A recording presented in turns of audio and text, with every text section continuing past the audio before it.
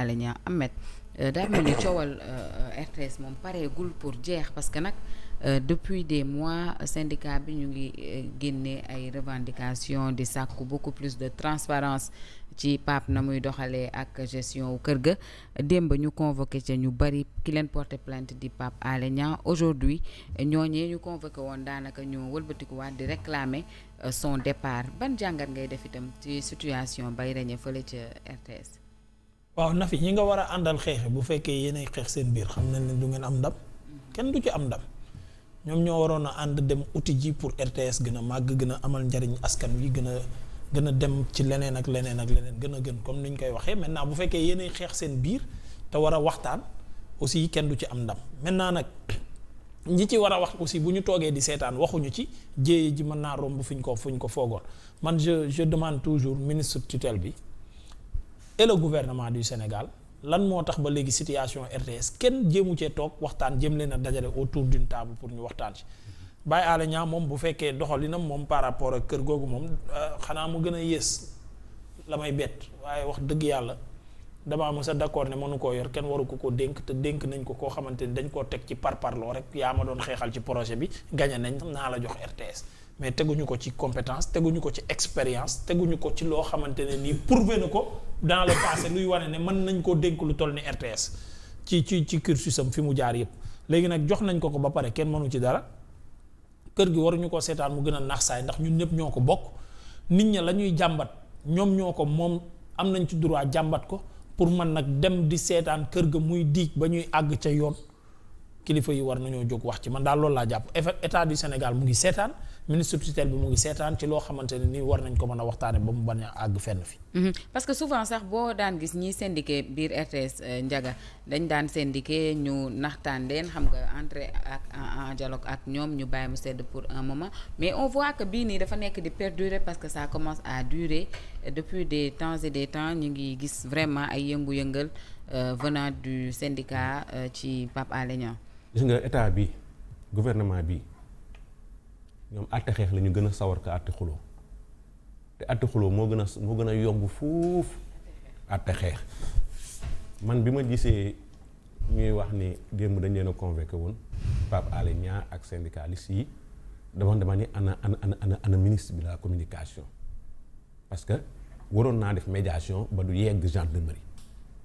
waroon naa def médiation ba convocation du am mais waxuma la sax ministre de la communication mais premier ministre ci boppam waroon na ñoo def ay médiation ba du yegg ci justice bi beneen bi question bi moom mooy ndax li xew RTS ba syndicaliste ak directeur bi di dem ci yoon ndax mës naa xew RTS je pense que c'est la première fois ñuy demante ci yoon mu doon image bu ñaaw ci RTS mu doon image boo xam ni te RTS dafa amoon benn mythe boo xam ni yii xew nii daan na fa même bu fa dee xew daawul génn comme ni muy génnee nii RTS bokk na ci télévision fii Sénégal yi nga xam dañ leen a gën a respecté parce que seeni coow li mu daan génn daawul bari ñaareel bi nag la ma benn kilifa waxoon ni ma ministre bu am fayda du xeex ci mbedd mun ma ministre bu am fayda du xeex ci mbedd mais tamit directeur RTS bu xam lan mooy responsabilité am xam fi ko RTS di xaar war naa tal leneen lu dul jël employé di leen yóbbu ci yoon loolu moom dama koy ñaawlu bu baax a baax a baax a baax di ñaanaat jàmm ñëw ci RTS bu baax a baax a baax te ñi si war a dox tànku jàmm ñu dox ci réew mi daan am bu problème amee am ay médiateurs yu daan dox jàmm di dox jàmm di am mais léegi ñooñu ànduñu ndax dañoo découragé toog wala dañ leen a xas ñu toog wala dañ leen a booleetul ci mbir yi ñu toog wala ku ci dox dañuy wax ni sa robinet moom nga bëgg ubbi wala sa robinet dafa tëj moo tax Sénégal coow yu bari ay bonne volonté ñoo daan jóg régler ko te kenn du yëg def médiation bi te kenn du yëg da ngay jekk ba si yàgg rek dégg ni ñu problème boobu waxtaane nañ ko mais tey ñooñu anañu ba problème bi di yegg ci justice. et puis Cheikh Tidiane gannaaw bi travailleur RTS yi marché ba pare la boobule plainte dugg fële ca sûreté urbaine bu Colobane Pape wax na ni daal dañu ko diffamé waaye itam dañu fa yëkkati ay propos yoo xam ne c'est attentatoire surtout à sa dignité et à sa réputation. Est-ce que cela valait la peine tout de même de porter plainte à 5 travailleurs de la RTS? Bon, comme on parle de diffamation moom je pense que qui se sent diffamé a aussi le droit de porter plainte Non, je veux dire est-ce que amul woon yeneen voies et moyens yoo xamante ne nii bu ko utiliser woon mu gën a rafet étant donné que ñoom ñëpp ñoo bokk bërëb bi nga xamante ne nii moom la ñuy liggéey moom muy seen manager. Oui, parce qu'on a entendu aussi am na lu ñu dégg lu bëri ci problème boobu mais qui se sent diffamé a le droit de porter plainte. Loolu mooy dëgg. Quand tu penses que lu ñuy teg ci sa der du dëgg yaa jënd oto yeeg yaa def nii dans une entreprise tout le monde le dit ton image est sur le point d'être ternie et tu penses que ce qui se dit sur toi am nga preuve ne lu ñu lay wax lu dëgg am nga possibilité porter plainte. Dem leeral. waaw dem leeral parce que RTS nag ñun ñëpp ñoo ko moom man bëgg naa xam ndax lu ñuy waxal Pape Alé Niang moo ko def wala defu ko loolu laa bëgg xam man en tant que citoyen parce que la RTS c'est une radio télévision nationale c'est pour tous les Sénégalais tous les employés qui perçoivent des salaires à la RTS ils le prennent sur notre sueur c'est le contribuable qui leur paye. Kon quand il y a une crise au sommet de cette organisation là bëgg nañu xam ku ko def maintenant man j'aurais été Pape Alé Niang je ne porterai jamais plainte parce que après tout Pape Alé Niang journaliste la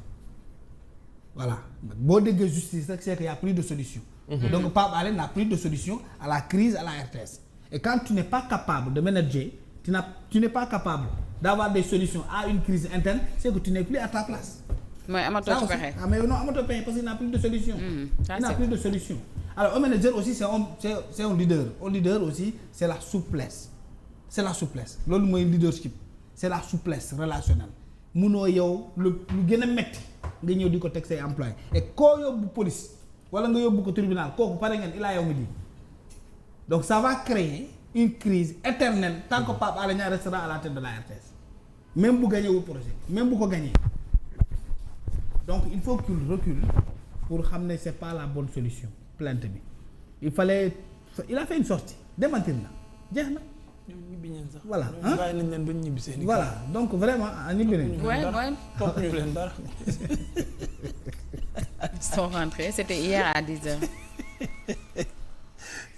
Mais quand même le dossier va être poursuivi à justice. dina am ay wàcc ak yëg. Yooyu daal wax dëgg yàlla dem leen ñibbi seen kër. déglu nañ leen bàyyi leen ñu ñibbi il faut seen arrêter kër. ça. Mais aujourd'hui mais Mamadou on en rigole mais c'est un problème très sérieux parce qu'il faut dire tout de même que gis dégg nañ ci ay koo xamante ni dafa génn syndiqué le lendemain ñu daal. mooy problème bi et boo xoolee Sénégal on a ce problème là et c'est à tous les niveaux. C'est quoi? C'est le problème du management des hommes parce que manager dafay koo xamante ne kii c'est pas parce que tu étais un bon journaliste wala bon parleur. Oui, tu étais un beau parleur wala tu étais un bon chroniqueur que forcément tu peux être leader ou tu dois bon faire manager. Oui, parce que aussi manager des hommes moom mooy il faut nga xam ku ci nekk kan ak kan la nan nga leen di téye ak nan nga leen di gérer. Comment mettre en avant ce qu'on appelle les compétences et bañ a nekk dans la partisanerie bañ a nekk ci ay copinage ak nangam ak nangam.